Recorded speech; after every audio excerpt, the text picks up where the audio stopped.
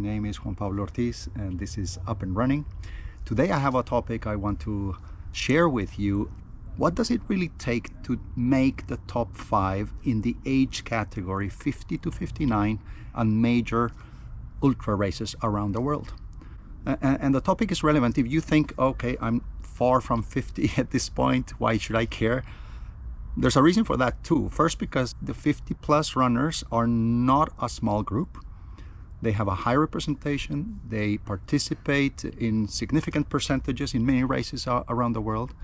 Another reason is that even younger runners that I meet on the trails and races every day, they often tell me that their goal is to be able to sustain their running and to stay fit and be able to enjoy the trails and nature for many, many years. So it could be interesting even for you to look at, if you want to remain competitive and set like more performance goals for yourself as you age, what are we looking at?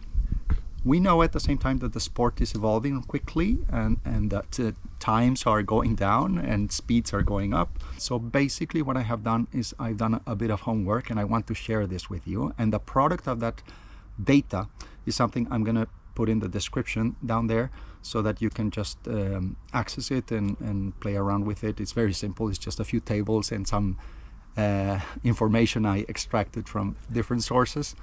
And maybe it will be useful for you.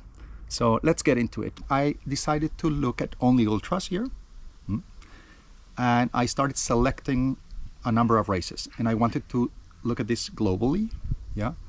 So I decided to go for competitive races. So big races on the calendar where you know that the depth of the field is significant. And then I said, okay, let's look at 3 different distances. So I looked at 50Ks, 100Ks, and 100 miles. So I chose those 3, and I did a preliminary list, where for each category I identified some races across the world with different levels of difficulty, which in this case was not the distance, of course, because they belong to each category, but it was mainly in terms of terrain or elevation gain. After that, I went to the source, to the websites of the races, and started looking at the results, and to see if they had results broken down by age groups, and if so, how much of it was accessible.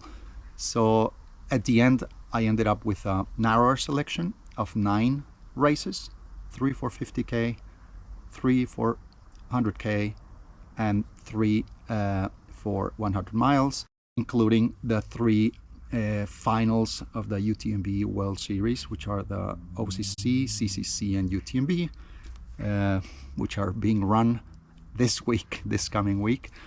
So I looked at the results for 2025 for 6 races, and for OCC, CCC, and UTMB, I looked at the results from 2024.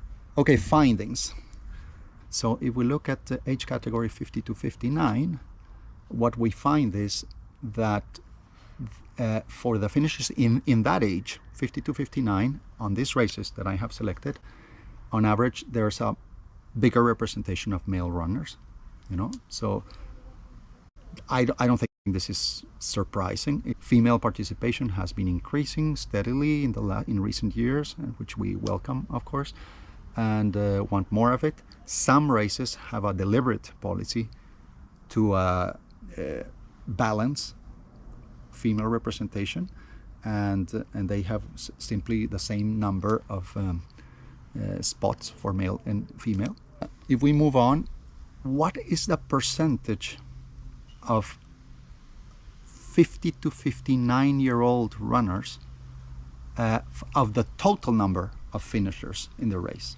Okay, and you can see that the percentage of all finishers that is 50 to 59 is much smaller in the 50K, and as we move up in distance, you see that participation of 50 to 59 runners becomes more and more significant. So for the 100K is 17 and 16%. It's quite similar for female and male.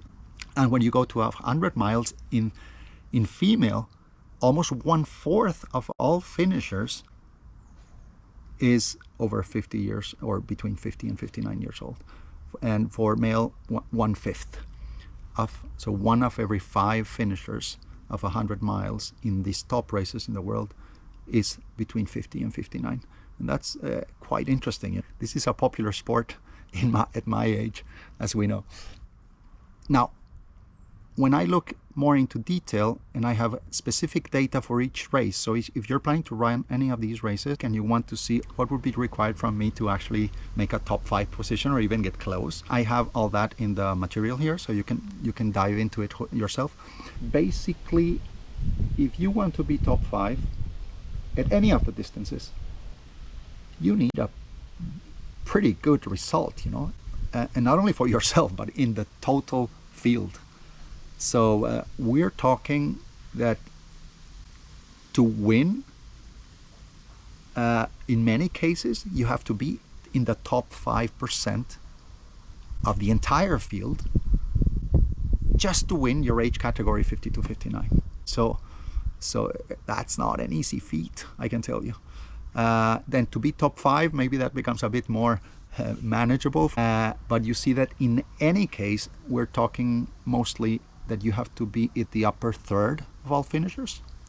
So you have to be faster than 66% or more of all runners who cross the finish line. I'm not going to talk to you through all the boxes. I think you can see this yourself and interpret it and understand it, hopefully. I have another chart simply providing the average, you know, to have less figures. What would be the average of where you need to place to end up more or less in the median between the winner of the age category and the 5th place in the age category. For the 5th place, maybe that eases up a little bit, but as you can see, it's still pretty demanding, and it can take a lot. This, again, I said it, can change year to year depending on how many people in the age category sign up and who is showing up. So if you get a bit lucky, it could be a bit easier, or it could be very, very difficult. Let's take an example of estimated times, you know, and this is very specific, that you would be needing to either win or make the top 5 in the age categories. And here I picked, quite randomly, one of the races. All the data is in the material, so you can go and look for all races, but I just selected one of each distance as an example. So I took OCC, I took Ultra Trail Australia, and Western States. At Western States, the age category goes from 50 to 59, and I don't have to walk through the details, but if you look at the results here, they're pretty tough. So this also gives you an indication of what you might be aiming at. Let me share with you my personal situation, just as an example. I'm wearing probably my CCC t-shirt from last year, where I ran in Chamonix for the first time. I'm hoping to be back, not this year, but maybe next year, or at the latest 2027. And then I'll be 60, so I'll be competing for the 60 plus age category. And there I finished the CCC in 21 hours and 40 something minutes, and that put me in position 21 for the age group 55 to 59. Okay, and there were 85 finishers, so basically I ended up in the top 25% of my age category. For me to have made the top 5, I would have had to run almost 3.5 hours faster. Why? Because the 5th male in the age category 55 to 59 finished with a time of a little bit over 18 hours. Okay, and looking back with the experience I had now, and if I'm fit and I don't have any major accidents or anything, I think I can shave off 1 hour at least, and that would put me just above 20 hours. That is doable, I think, with my current shape, but you realize, you know, for me to actually be top 5, I would have to bring my time down by 2 more hours.